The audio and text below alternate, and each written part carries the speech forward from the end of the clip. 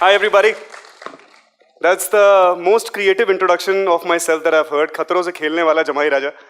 मुझे लगता है इंडिया में हर जमाई राजा कभी ना कभी खतरों से खेलता ही है. So, quite a lot has been said, and I feel very happy and proud that you've introduced me the way you have introduced me. I need to take some tips on anchoring from you guys. I tend to over-anchor a lot. So, Tedex has been a very inspiring thing in my individual life also. I've seen so many of these TED Talks, and they've all been extremely inspiring. I've learned so much, applied so much, have become a better version of myself. And here I am with my own. People who've been here have been far more accomplished than I am. People who've been here and used this stage, like Jograji, Mr. Shah Rukh Khan. I didn't get your name. I just walked in during. Sumrit, such an inspiring speech. You know, even in terms of struggles and exposure, people have had so much, but I have my own experiences, and here I am. And like Jograji said, that if even a single one of you can get some inspiration out of it, can change a degree of an area of your life, I'd be extremely happy, and it would have been fruitful coming here. So I'm not prepared with the speech. So if I go over and over with nonsense and incoherent stuff, just stop me, ask me some random questions, and I'm going to, do what I have to do, which is shut up. So, like I said, not prepared, so here goes nothing. I've been thinking while I was backstage that what do I speak about?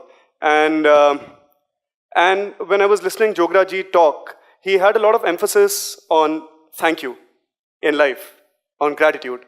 So I would like to speak about the two tools of my life. And the first tool, clearly, because I've already mentioned it, is gratitude. The second tool, okay, so before I speak about the second tool, let me speak to you about the people who inspired me from the creative space, from the industry. I'm 33 years old. I'm a television actor, and I come from Gurgaon. It's popular for many reasons. Not all of them are good. But here I am. And a lot of my conditioning has been because of this creative space, the beautiful industry that I'm a part of, and I'm very, very proud of it. There are many good things about being an actor. You get a lot of attention. You get a lot of love. You get a lot of good wishes from people who don't even know you. You know, they send you so much of prayer. They send you so much of warmth. And we are made because of that. We are made because of what you send us. And other than that, also, there are many things that we get. You know, there's the fat checks, which I have not charged for coming here. And there are opportunities of meeting various kinds of people. People who've achieved a lot. People who are striving to achieve a lot. There are people who've given up completely. But in all these people, there are these various traits, different kinds of conditioning that they share with you, and they somehow contribute to your personality, to shaping you up. So let me first of all talk about the people who achieve a lot, because these are the people we want to latch on to. We want to have their stories. We want to make it our own. We want to latch on to their frequencies, be like them, There's so many great people in our industry, so many of them. And, whether it is Raj Kapoor or Guru Dutt or Devanand or Shah Rukh Khan or Ranbir Kapoor in the present times, they've all been there. And when you, even the people that you don't meet, even internationally speaking, like Martin Scorsese or Christopher Nolan, so many great filmmakers, Daniel Day-Lewis, so many great actors, So even the people that you don't actively get to meet, you get to sample their work. You get to see them on screen, the films that they have made, the films that they have acted in. And whenever you try to eavesdrop into their mind, whenever you try to look at how they are thinking, you realize that there's one thing that's common amongst all of them, and that is madness. It's delusion. Delusion. So is it getting a little complicated? Should I simplify it a bit? So when Shah Rukh Khan looked at the Mumbai city at Bandstand and said that one day I'm going to own this city, that was delusion. I'm sure if there was a second guy standing right next to him, he would have turned around and said, "Pagal ho gaya tu? दिमाग खराब हो गया तेरा, कैसी बातें कर रहा है तू?" At some point of time, हम सबकी लाइफ में एक ऐसा मोमेंट आता है जब हम कुछ कहते हैं, and that thing is delusional enough for somebody else to turn around and look at us and say, तेरा दिमाग खराब हो गया, तेरे बस की नहीं है. Am I right? I am right? So it must have happened in all our limited exposures to life. I'm not much older than you, at least I'd like to believe that. But at some point of time, all of us, and all great people in this world have had a vision which has exclusively been their own. It's not shared with anybody because not many people have believed in it. It could be from the theory of relativity to Darwin's theory of evolution to anything in the middle, such as life. So my second tool of my life is delusion. Gratitude and delusion, these are the two things I'm going to speak about. I came to the kingdom of dreams, the city of dreams, Mumbai, in 2001 to become an electronics and telecommunication engineer. And I became an electronics and telecommunication engineer, and I'm not very good at it. तो अगर आप लोगों के telephones के अंदर कोई भी problem हो, cell phones में कोई भी problem हो, मुझे मत देना, मेरे बस की कुछ नहीं है. So, but let me go back a little bit in time. And so when I should have taken commerce, because I was good enough for that, I thought that I would also enjoy a lot of my friends. I went ahead and I was delusional enough to take up science. And then I was delusional enough to believe that I'll be able to do well at it, and I actually did well in science. And then I was delusional enough to believe that I'd be able to compete with HSC students who had way better percentages than mine in 12th, and I'd be able to get a seat in their college in their city, and since I was delusional enough, I got that too. That's where I disconnected from my delusion for some time, and I got into realism. And then realism limited me. Because at that point of time, it didn't take me long enough to realize that this course is not for me, because in the very first semester, 4 months into my engineering, I failed in 4 out of my 5 papers. So now you will not clap, will you? So 4 out of my 5 papers, and that dominoes effect continued, and in the subsequent semester also I failed in 4 out of my 5 papers, and I landed up back in the city where I came from, which was Gurgaon. And a little bit about my father is he comes from a village where there was no electricity until some time back. And he studied there, and I'm able to talk in English in front of all of you because he studied very, very hard, and he's worked very hard, and he topped Uttar Pradesh in his time. And then his son goes to another city altogether, takes the honor of his family with him, and then fails there, miserably. Falls flat on the face and comes back to his city. ऐसा लगता है जैसे वो हमारे पिक्चरों में दिखाते हैं कि लड़की की शादी हुई और ससुराल वालों ने वापस भेज दिया. तो जो प्रेशर परिवार वालों पे आता है, जो माँ बाप के ऊपर प्रेशर आता है, कुछ वैसा ही प्रेशर मेरे माँ बाप ने ले लिया था. And obviously it found its way to me also, because I was constantly seeing, अरे आप तो दुबे जी के लड़के हैं ना, वही जिन्होंने यूपी टॉप किया था, आप तो फेल होके वापस आ गए. क्यों पढ़ाई लिखाई नहीं होती क्या वहाँ पे? हाँ, सब आप बच्चे लोग एक जैसे ही होते हैं, स्पेंसरिफ टाइप के. So I had to listen to all these comments, and because I was vulnerable, because I was young, very, very impressionable, a little thing like this pushed me to the edge, and I contemplated suicide. So at that point of time, I wished that I was delusional enough for my future self to come to me and look me in the eye and say, तेरे को पता है तेरी life क्या होने वाली है? Do you even know what's going to happen to you? You're going to be a TV actor. Do you know that? You're going to do so many good shows. There are going to be some awards down the line. You're going to get married to the most beautiful woman in the world. Your life is going to transform completely. If I was not realistic in that moment, I wouldn't have committed the most shameful act of my life, which was an attempt to end it. Well, this moment passed. Thankfully, I was a failure at that too. So I came back home, and as time passed, my then girlfriend introduced me to the philosophy of life that basically anchored me completely. All of us, I believe, need a spiritual anchor. For me, it is Buddhism. For you, it could be something else. But whenever you have a spiritual anchor, it gives you a tremendous self-worth. And when it gives you a tremendous self-worth, you're able to look at not just yourself with a high amount of respect, you're able to look at everybody with that same amount of respect. Now, there's a book called Power, Freedom and Grace, and I read it. And in that, I read this quote, which somehow became the bedrock of my life, that from where I stand, infinity extends in all directions, which makes me the center of the universe. But from where you stand, also infinity exists in all directions, which means that you are also the center of the universe. From a space where I wanted to end my life because I didn't think that I was good enough, I was thinking that I was the protagonist of my story. I was the hero. And I looked at myself as the hero, no matter how small the challenge, no matter how big. I would always take it in my stride, look at it in the eye, and grab the bull by the horns. There was this heroic nature in me, which I came face to face with. And I was very, very proud of it. That heroic nature kind of became addictive. And so much so that I didn't even want to do parallel lead roles in my shows. I would only do roles when I was offered the hero's role. So time passed, and I'll try to pace it up a little bit. Like I said, I'm not prepared with a speech, so I'm going to go all incoherent, and I'm going to talk a lot of nonsense, so I'm sorry about that. I hope I'm not till this point of time, though. For the subsequent 4 years, I was in the industry. I was doing a lot of shows. But somehow, no matter how hard I was working in those shows, they never had any eyeballs. Sometimes they were not on a channel that was being viewed a lot. Sometimes हम लोग मजाक करते थे, एक show में किया करता था 2007 में. जिसका नाम था यहाँ के हम Sikandar. So the ratings of the show were not that much. हम लोग कहते थे कि जिस दिन हमारे फैमिली के अंदर या हमारे खानदान में कोई छुट्टी पे चला गया, गर्मी की छुट्टियाँ शुरू हो गई, तो रेटिंग कम हो जाती थी.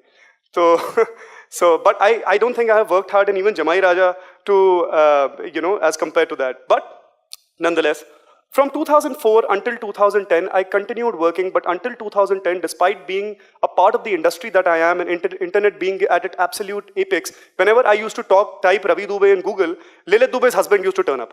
So basically, it irks, it troubles you a little bit that, there's nobody watching. You're working hard, but there's nobody looking at it. After all, we are in a business of, let me put it in black and white, let me call a spade a spade. We are in a business of vanity. We like being looked at. We love that and we thrive on that. If you stop looking at us, we are nothing. We are nobody. We perish. Whether it is less ratings or less business of a Bollywood film, it's one and the same. You are the nucleus of it all. And if you shut your eyes, we are nothing. And at that point of time, I was nothing. Then I reflected back. I told myself that somehow there is something great in these last 4 years that has actually happened. And I kept telling myself, even though I couldn't see what that great thing was, so I was delusional enough at that point of time to believe that there was something good in all these 4 years of me working hard, not earning a lot of money, not being on Google, not being on internet, not being on Twitter or Facebook, but still there is something great. So when I look back, I realized that all my faults as an actor till this point of time are not exposed. I'm getting paid a very handsome amount to do what I'm doing, and that is basically just training myself and polishing myself as an actor so that when people get to see me, they don't see me as a failure that I was. They see me as a success that I am today. Second thing, my self-worth with every scene would climb up and continue climbing up till the time it filled myself with a sense of joy about being myself. The third thing and the most important thing, it was during this time, if I was happy with the way my career was going, if I was happy with the way my shows were shaping up, I would not have done the show in which I found my wife. So I found Sargun, and I did a parallel lead role because somewhere I thought that this is the right thing to do क्योंकि उससे अच्छा तो और कुछ है नहीं हाथ में.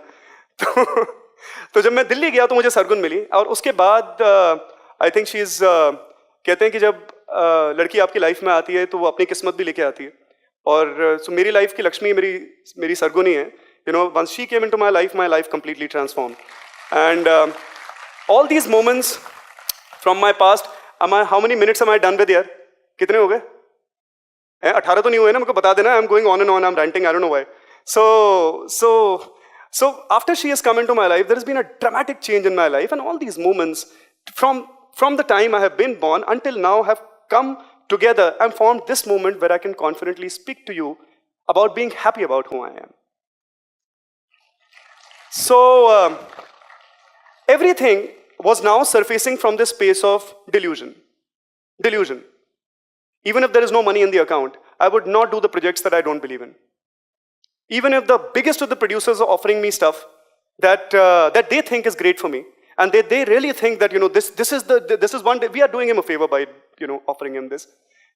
I would not do it because somehow I would not believe in it. Television industry is hugely dominated by women. No offense meant. Thank you to you guys because if you wouldn't be watching, this massive industry would not have been there. और इतना जो रोजगार है, इतनी जो employment जो आज television industry की वजह से वो नहीं होती. Thank you for the women audience. But I was very clear that I wanted to do a show in which I was the hero. I was the protagonist, not just the lead. There's a difference in the television space. Most heroes are leads of the show, not the protagonists. I was clear of the content I wanted to attach myself with. There were close to 40 producers who spoke with me after Nach Baliye. You all have seen Nach Baliye? Me and my wife in it. So after Nach Baliye, I did not do any fiction show. The fiction show that I did before that was Saas Bina Sasural. I hope some of you have seen that also. I was very proud of that show also because I was creatively a lot in sync with that show. So after Nach Baliye, there were so many producers that came to me and said that, this is a great show. The money was great. The money was great. It was huge as compared to what I had been charging till that point of time. But that was somehow not driving me. And clearly at that point of time, that I didn't have a fat bank balance that, I could just do anything I wanted and said, कि ये मैं करूँगा और ये नहीं करूँगा, ऐसी बात नहीं थी.